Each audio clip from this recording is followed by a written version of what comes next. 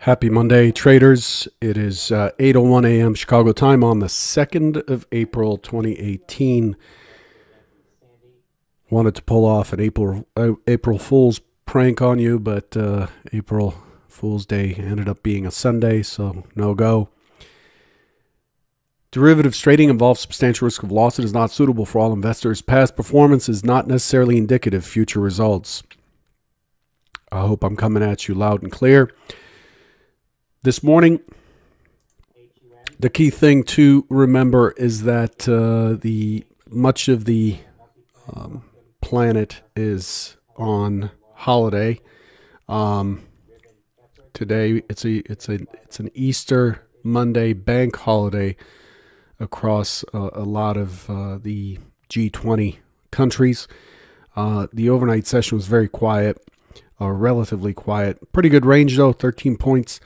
But overall, the market is showing that it's mostly unchanged, teetering here and there. But crude oil is dragging this morning. WTI May contract is trading at down 39 cents at 64.55.57. And NASDAQ is down 42 points. 42 points this morning, down 0.64%, trading at 65.51.75. There's a lot of news flow with regards to the NASDAQ stocks. Anyway, I'll let you look that up. And the leader this morning is the DAX. Well, no, the DAX is closed. So gold is higher. The Euro FX is higher. British pound is higher. And the Eurobund is also closed. So the allocations to safety for the most part today. But really, we're not seeing much of a difference this morning between where we closed and where we are. There's something odd here. My quote board shows the S&P down 8.5 points. Must have settled at a very different price than what I have, because my closing price is 2636.75, and it's currently trading 2634, 75, 33.75, and it shows 9 points down. So kind of odd. I need to look into that. I think settlement may have been way off or something odd going on there. In any case, it looks pretty uneventful on the overnight session. Let's take a look at what we expected on Thursday. Friday was off. Thursday, we were looking for the market to open around 26.16 or so. The expectation is for a sideways market. We're opening in value in range. And the expectation is that we would drop down, test below the low of 25.93, and then bounce back up for a balanced day into the holiday. That did not happen. And the secondary scenario is for a drift down that tests the prior low, and then we bounce back up. We find a bounce and then bounce spot, and then we get impulsive to the other side of the range, the prior day's range. That did not happen. Same thing. What was on was scenario number 3, which is a drop into the prior day's close in the stock zone at 2607, and a push, according to my plan, a push to 2640 and a quarter stock zone. And the expected distribution is a double distribution, an elongated double distribution profile. And that's pretty much what we got. Here's what actually happened.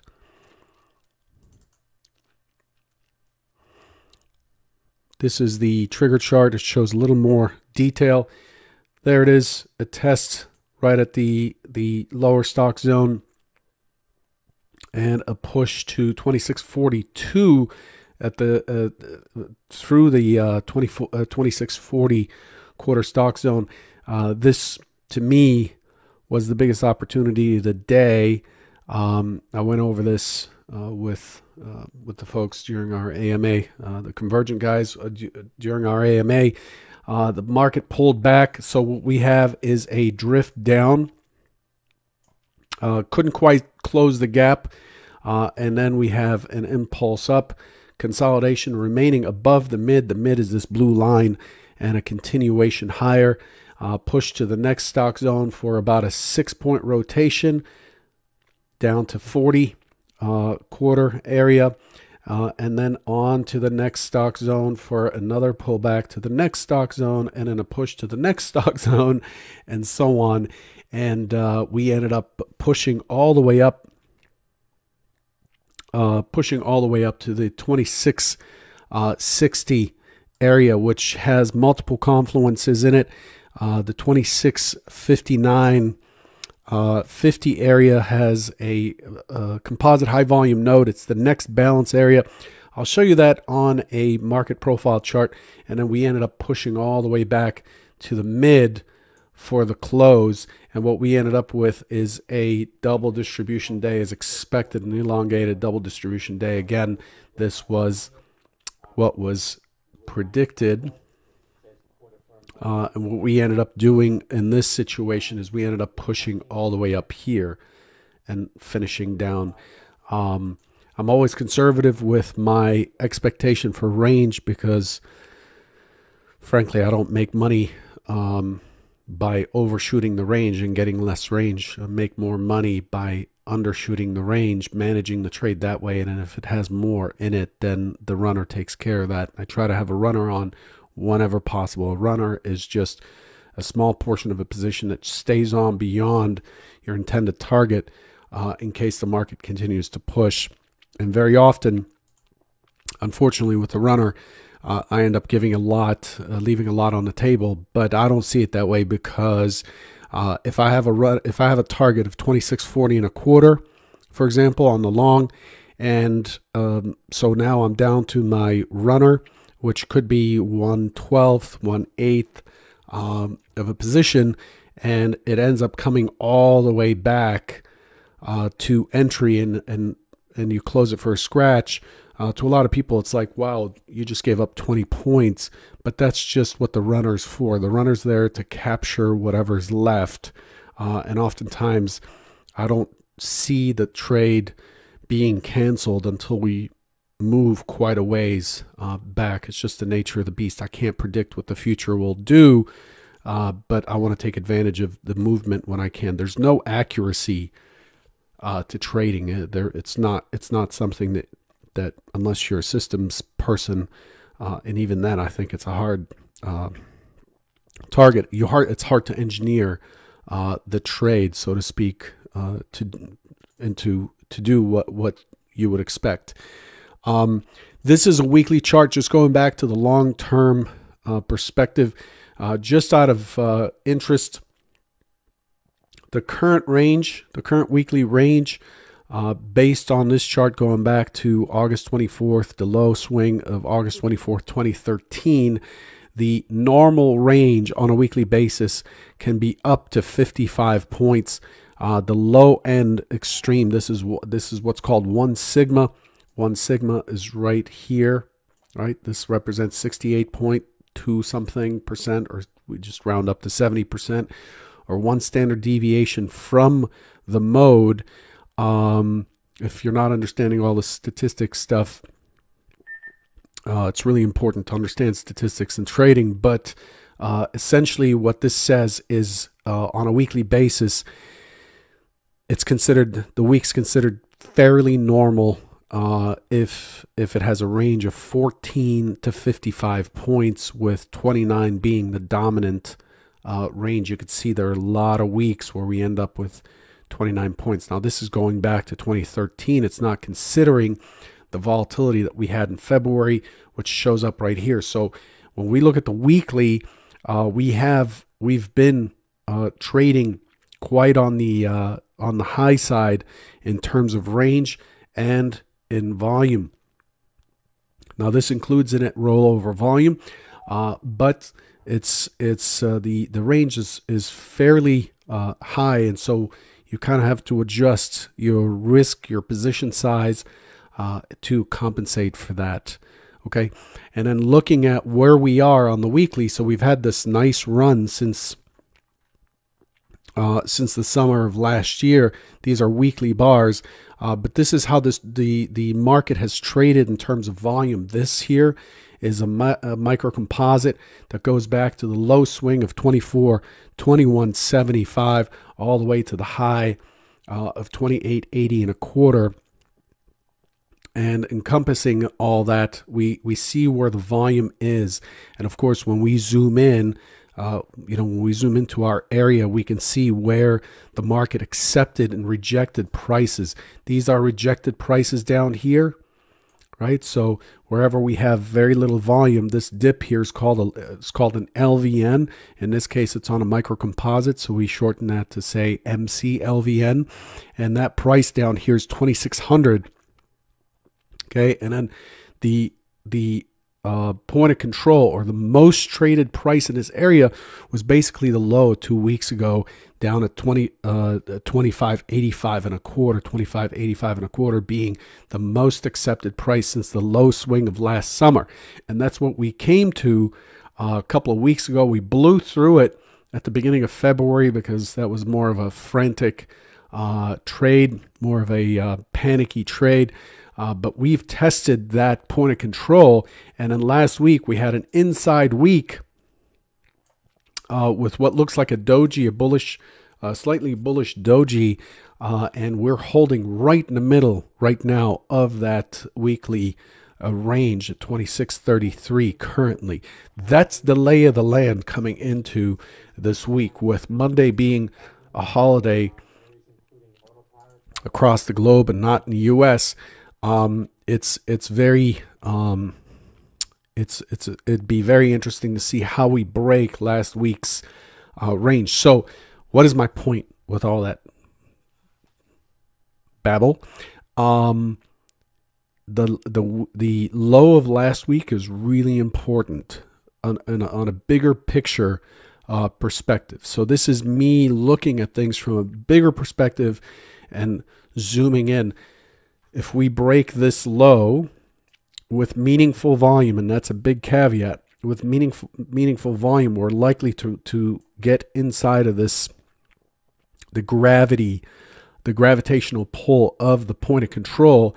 And if we can't hold it, then we are likely to spill down to the next high volume node down here at 25.58, I believe, 25.57, and then we start working our way to 25.35 if we can't hold. This is an inside day after a sell-off week, and so the pattern would look like impulse, pullback, failed attempt at the high, and then starting to drift back down and start to hit the lower points of control. The next point of control down is way down here at 24.44. That's a long way down. Okay, this is for the swing guys and so on, but it's important to see the bigger picture. Here's the market profile view of that. Nope, not that. Hang on, let's use this and find our chart that we want. Here it is. Here's the market profile view. So I've compressed all the weeks. I've accumulated all the weeks that have. This is a daily, day session only market profile chart. The colorful stuff you see on the left, those are traditional time-based, 30-minute bracket-based TPOs, or time price opportunities. I won't get into that at all. And then on the right is the volume profile of those prices. And so when I compress what has happened, what we see is that we consolidated down here and we've moved up. This is where we closed, and we are attempting to make our way back up through the value range of this area. So let's undo this.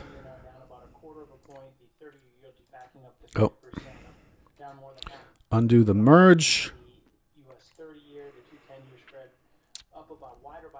Okay, and here's the daily, what every day we've done. Okay.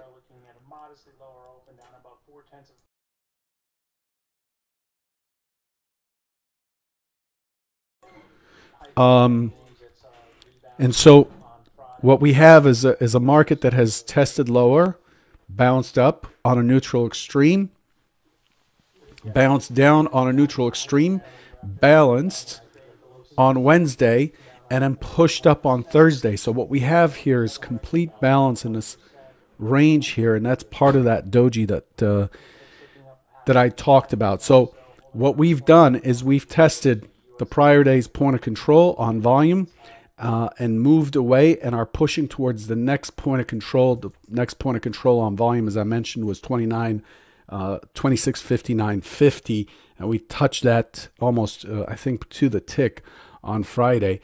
And so we've moved from one point of control from Wednesday to the Tuesday point of control, which got us neutral extreme down.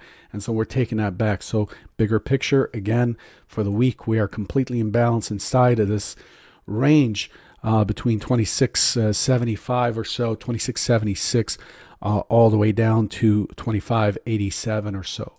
So that's where we are. Top that off with the fact that the European markets are closed today. We didn't have much of an overnight session. Okay, so we look at, let's remove white space so we don't have all this gappiness in here. So when you look at the overnight session, we have a relatively, by recent standards, in terms of range, relatively tight range, and not much to tell us what's going on as far as the overnight session. So here's the overnight high of the first hour, the overnight low of the first hour, and we just recently broke below it. And most of the session is behaving like the Asian session trade, complete balance inside of the prior day's value, beneath the prior day's point of control. And we are just going back and forth against the prior close on Thursday. So what this is telling us is the market has no real incentive to push either way. The overnight inventory currently is short overall, but percent-wise, it's really 50% above and 50% below. There's a chart by a member that was created by a member that computes what that is. I don't have that up, but it's about 50% short, 50% long. In Delta, the market is selling more aggressively, selling on the bid versus lifting the offer since the overnight session. So the overnight session is not giving us much in the way of gathering up information. So what does that all mean for today? Today, I expect the session to be relatively tame. Let me turn on the stock zones here. Relatively tame. We're opening just below Friday's close. The expectation is for an open auction. Let me change colors here.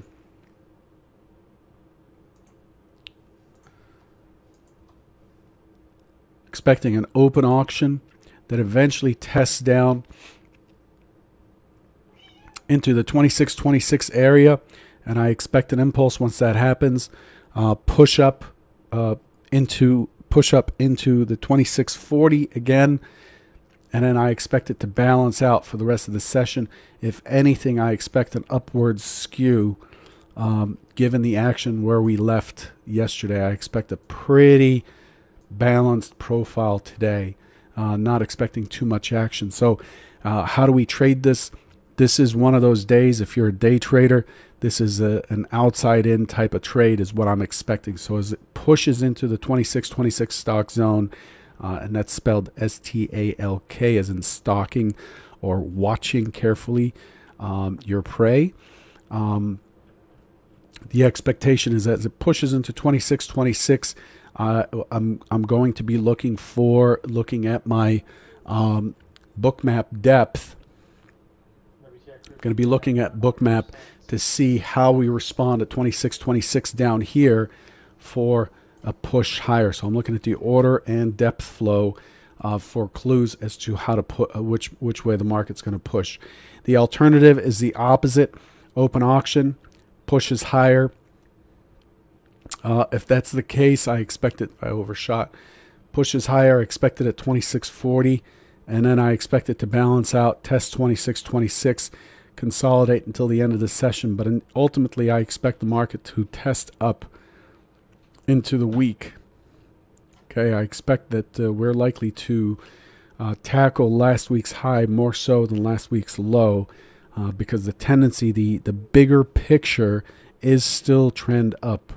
Okay, the third scenario, you guessed it, push up, open test drive, or open rejection reverse, and then push down and start moving down towards 26.15, balance out, and remain down there into the close.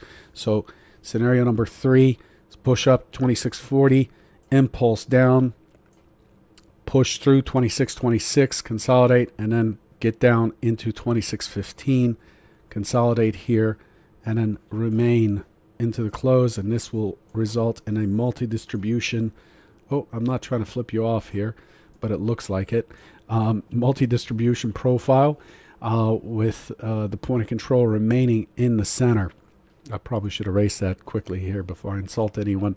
But I'm looking for a triple distribution profile and the market to consolidate inside of Thursday's range. Now, Thursday's range is pretty good. We had 50 points on Thursday. I'm expecting us to be stuck in there.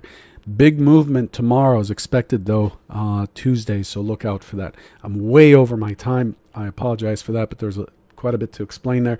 Just remember, for the week, if you're not taking the time to find out where you are in terms of expectancy or performance and what you need to do this week to work on improving that performance, then you are wasting your time as a trader. It's very important to come in with expectations of yourself and what you're going to focus on, and that's how we win the day, and then we win several days so we can win the week. That's very important. So make sure you understand what you're working on this week. Good luck.